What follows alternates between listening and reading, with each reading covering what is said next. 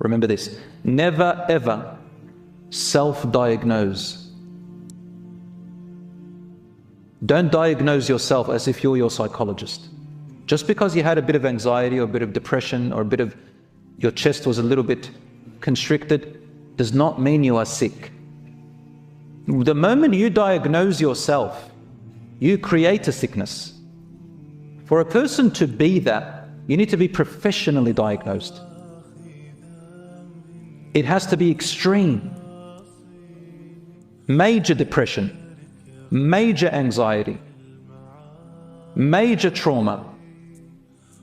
Just because, we've been through traumas before, it does not mean necessarily you have post-traumatic stress disorder.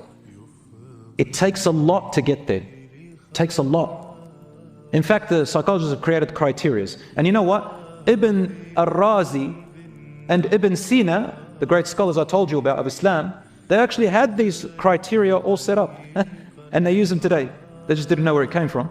But they built on them criteria that, for example, for a person to be diagnosed with a mental illness, they have to have a quantity, a number of things that are all happening intensely at the same time. I think some of them they have, for example, for,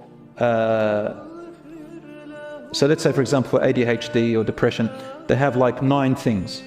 7 out of those 9, or maybe I've got the numbers wrong, but let's just say 9. 7 out of those 9, so the majority of them, they're intense, each one of them is intense and they're frequent and consistent.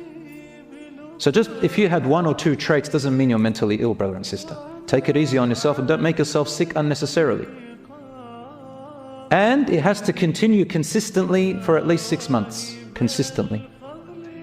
And it leads to debilitation. You can't shower, you can't go to your work, you no longer move, you can't get out of your bed, you no longer do the things you are interested in. All of that, it's intense.